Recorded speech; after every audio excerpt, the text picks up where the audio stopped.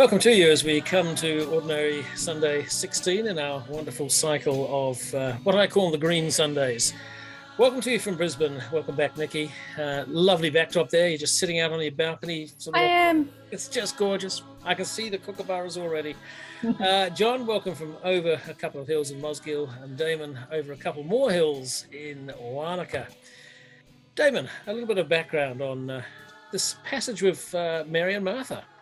Thanks, Michael. It's one of those passages that many of us are quite familiar with, and yet there's always something more to discover about it.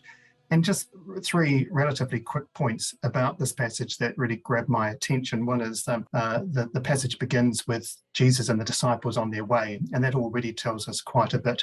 It's part of Luke's travel narrative, which begins back in about chapter 9, when Jesus and the disciples set their face towards Jerusalem.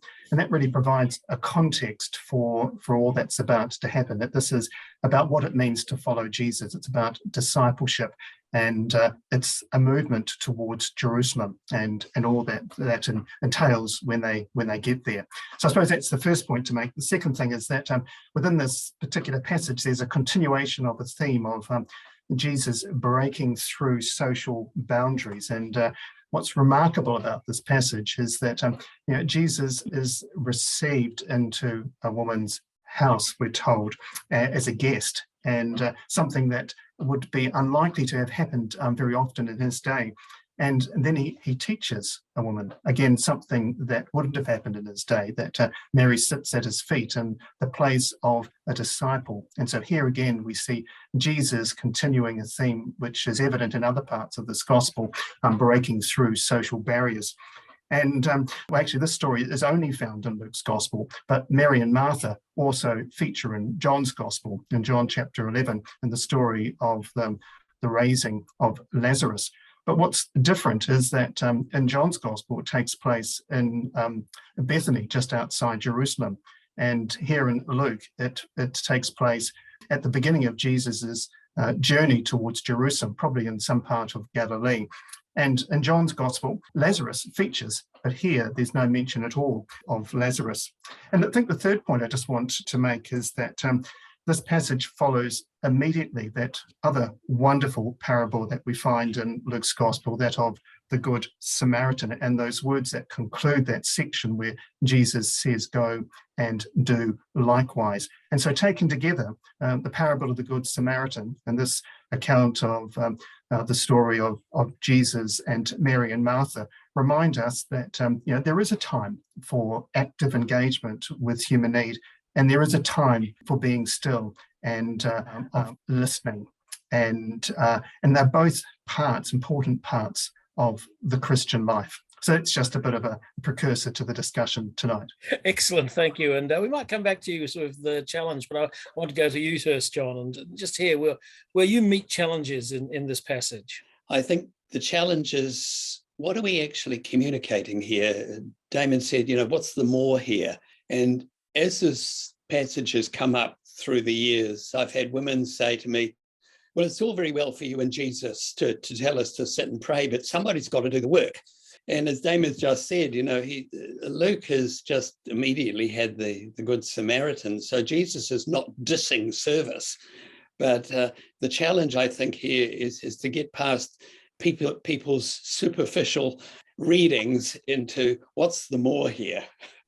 Oh, lovely. And so, Nicki, let's see if you can unpack that challenge or something else that you found challenging there. Yeah, sure. Look, I'm born and bred in the church, so I remember this story as a small child and really wishing that I was the lady who sat at the feet of Jesus. And just like being a kid doing something quite innocently, and then suddenly an adult says, now, you should have done this. You should have said thank you. You know that wasn't the right thing to do fully. Then I saw it from Martha's point of view and I went, oh. And also the other thing is I am a younger sister. Now, there's no way really of knowing whether Martha or Mary is older or younger, but there's always that kind of thing growing up that the eldest is always the most responsible. And there's that challenge of the whole story in that for me. But now that I'm a grown up, we do need to balance out that we know, as Damon said, our Christian life should have a balance of action and contemplation. We know that.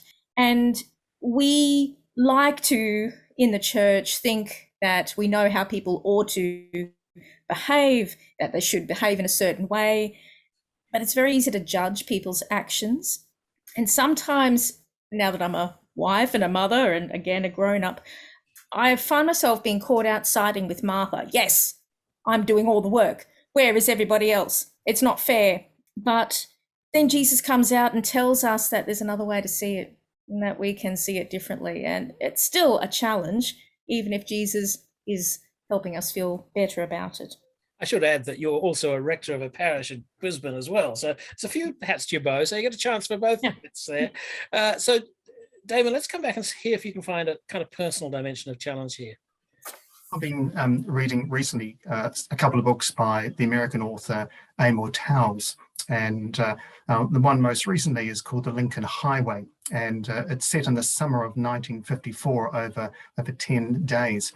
And there's one section of the book where one of the characters refers to this particular story of Mary and Martha. And I just want to read you a little section of it. It begins at last week's Sunday service. Reverend Pike read a parable from the Gospels in which Jesus and his disciples, having arrived in a village, are invited by a woman into her home. And now this young woman called Sally then goes on to explain the story. And then she says, well, I'm sorry, but if ever you needed proof that the Bible was written by a man, there you have it. She says, I'm a good Christian. And she goes on to say that she complies with all the teachings of the church.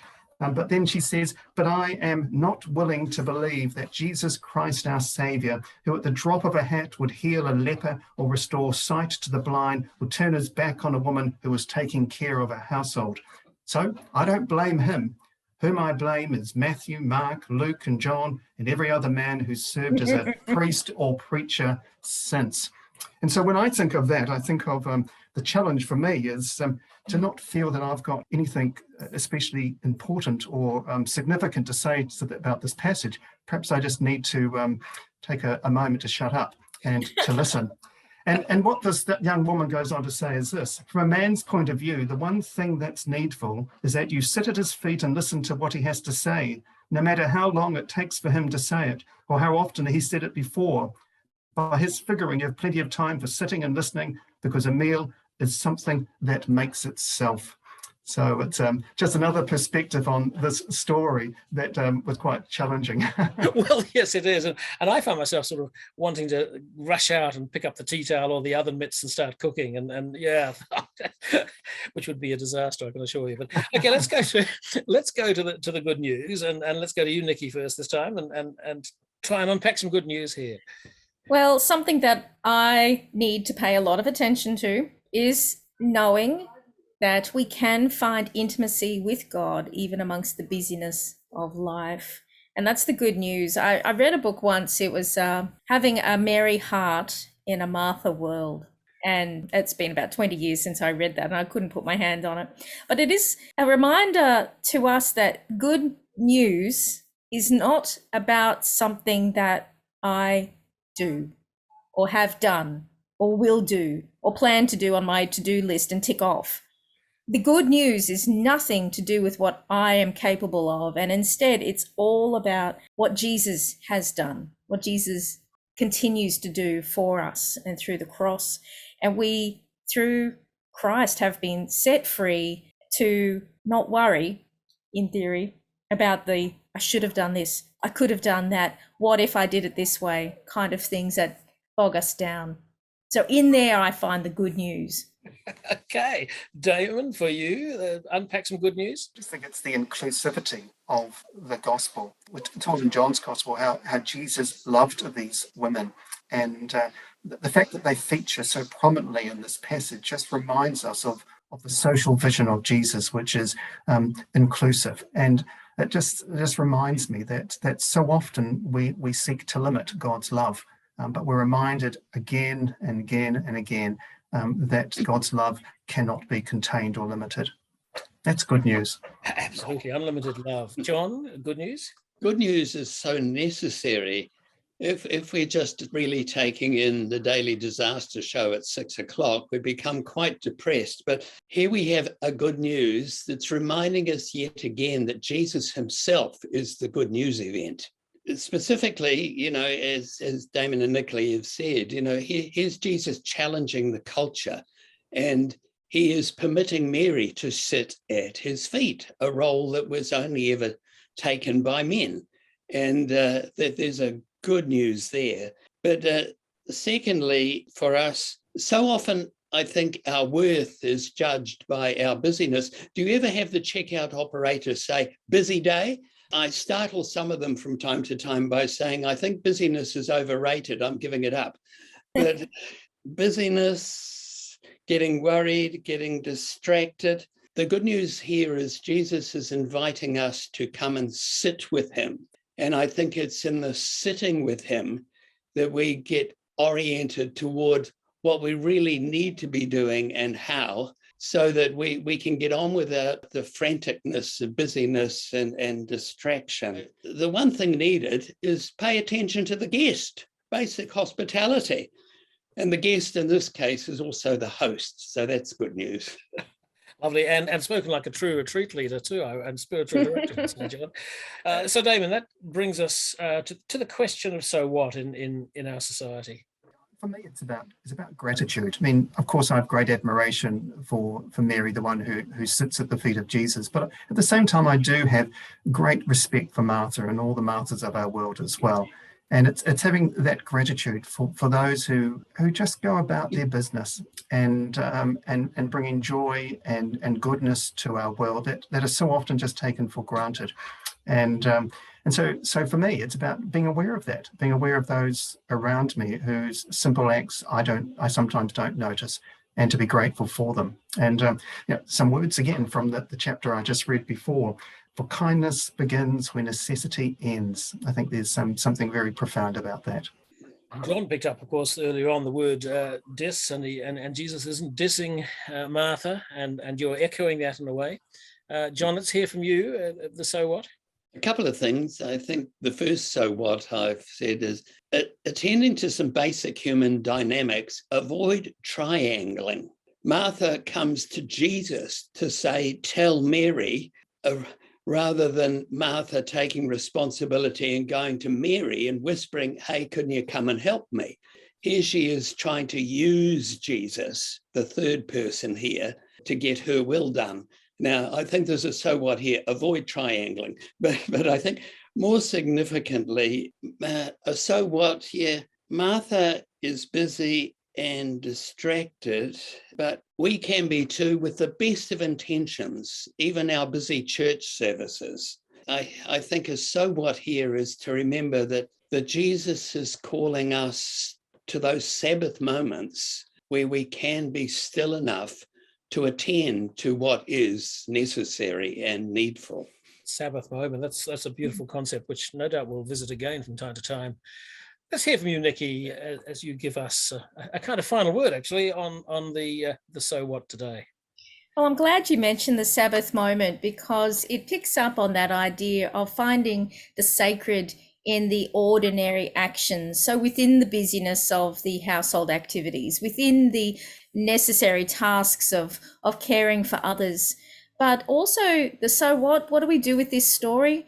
It is a good reminder not to judge the action or the inaction of other people. And in a parish, we're all quick to say we don't have enough volunteers, but maybe these people volunteer in other parts of their lives, and they come to their church community needing to be taken care of a little bit more. I think this says to us as a story, it's so important to show up, be present, and have an open heart for God in those quiet little moments, even amongst the busyness. Mary, Martha, and Jesus triangulating, and never mind, because we're finding some challenges and some applications there.